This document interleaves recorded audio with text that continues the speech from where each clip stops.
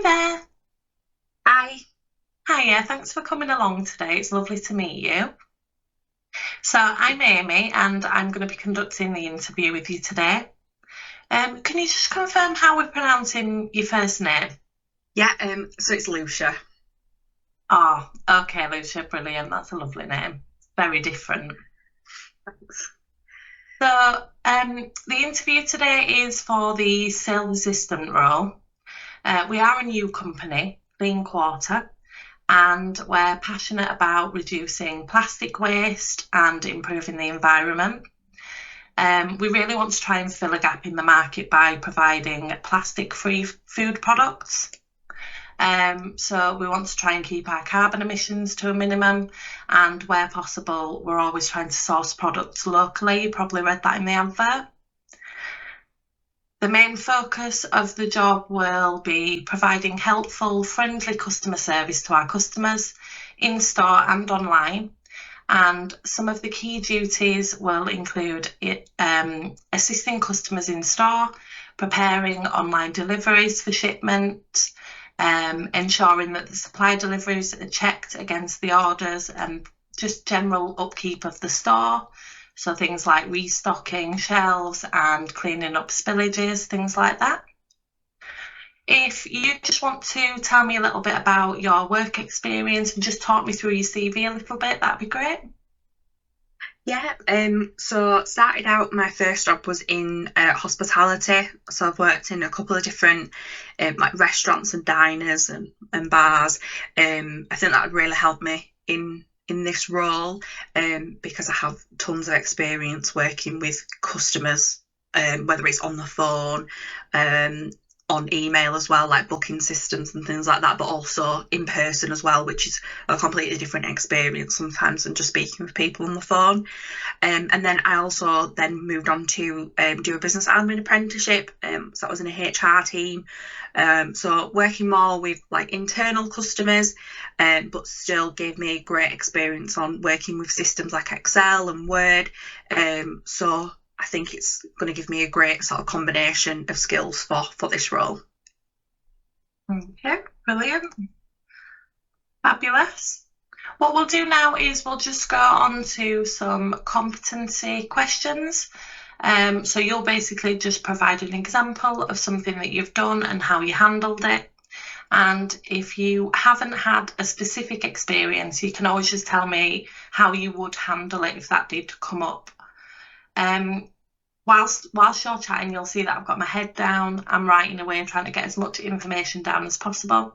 But don't worry, I am listening. And if you want me to repeat anything or reword a question, just feel free to ask. Okay. Thank you. So at Clean Quarter, we're passionate about providing outstanding service to our customers.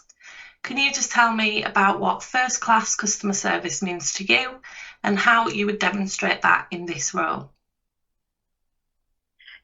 I think one of the first sort of steps to like first class customer service would be to like build a rapport with the customers.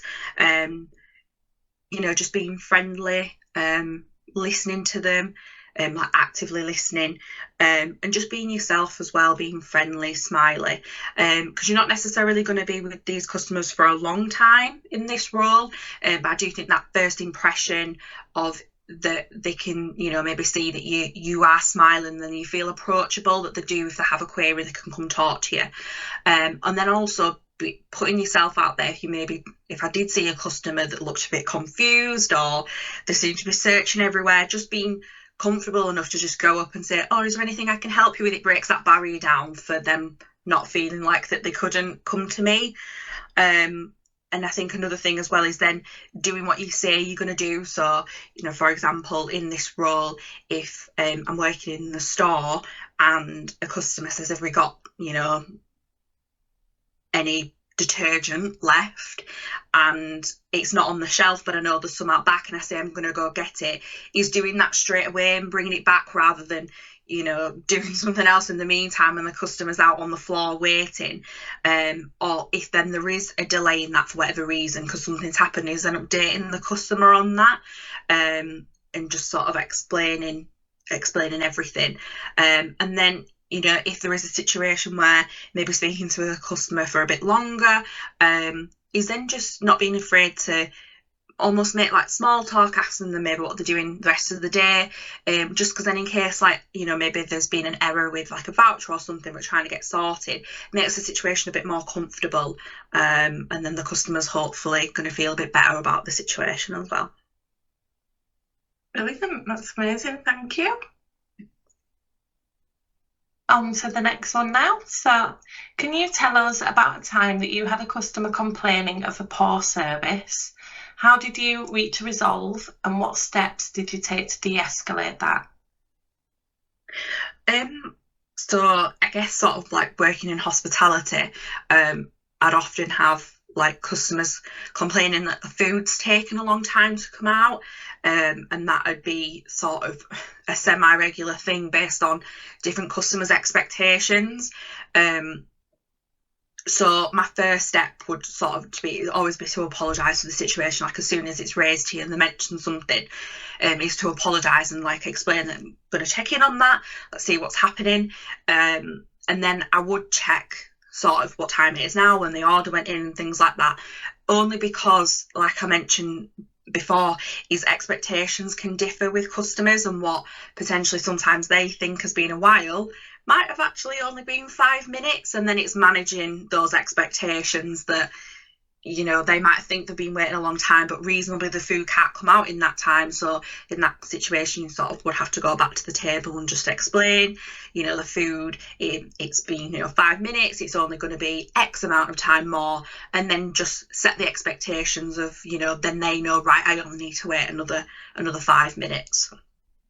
If it is then a situation where, you know what, the customer has been waiting a long time, same thing, you know, go back to the table, apologise again, and then I'd explain the next steps of what's happening. So I'd be checking in with the kitchen to see what's happened, you know, why is the food taken so long, and then what will happen, so how long it's going to take to come out. And throughout all that, to sort of de-escalate, I do think being friendly and smiley really helps the situation. I often know that like sometimes people match energies, and if a customer's a bit annoyed, then sometimes people can get annoyed, but I'm really conscious of always trying to stay positive. Obviously if somebody's complaining, you don't want to be like smiling in the face, but I do think it's important to stay on the positive side of things and not get angry back or anything like that, because I think once you apologise and you show that you're being friendly, like straight away you can see that difference in a customer, that they sort of like calm down a bit as well.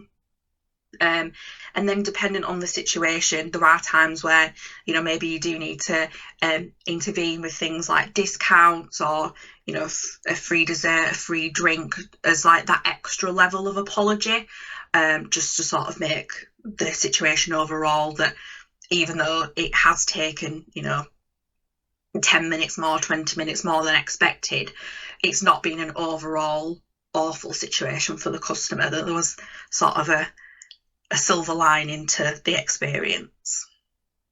Amazing. It's all about that personable approach, isn't it?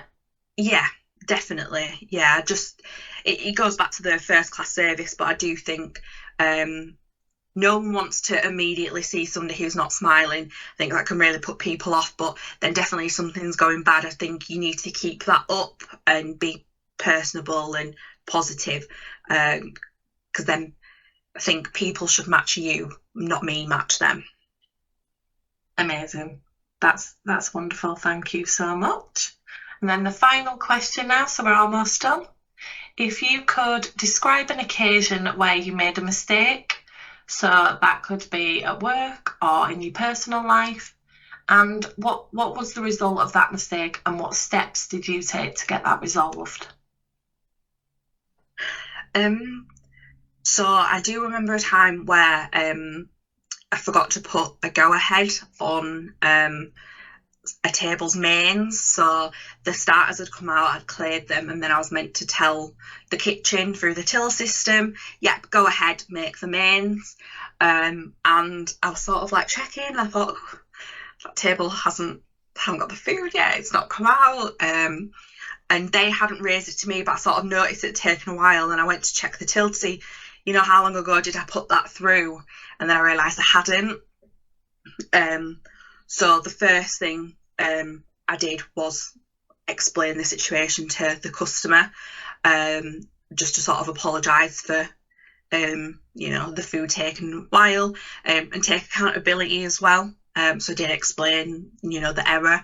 I don't think it would have been fair for me to have blamed the delay on the kitchen. It's not their fault, it was mine, so accountability is a big thing for me. And then I checked in with the kitchen, see what they could do to potentially speed things up.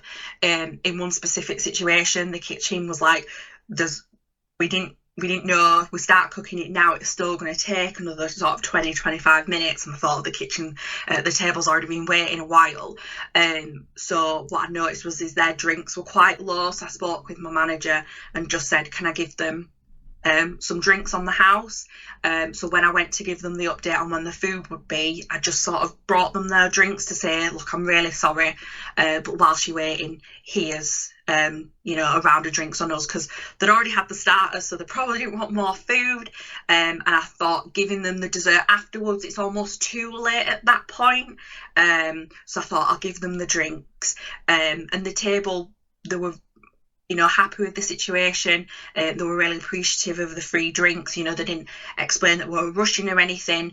So overall, it did work out okay. But I do think giving those drinks for them to wait in the meantime, and also owning up to it immediately once I'd realised, instead of them having to flag me down, I think that really made the difference in the way that could have gone. I think it could have gone sideways, but I managed to sort of keep it on track. Yeah, and it's a good learning experience, isn't it?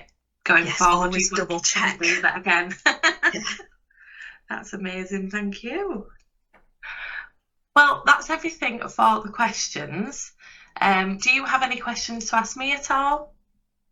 No, I don't think I do at the moment. But I guess if I did have any afterwards, am I okay to sort of contact the email where I've got the interview stuff and through?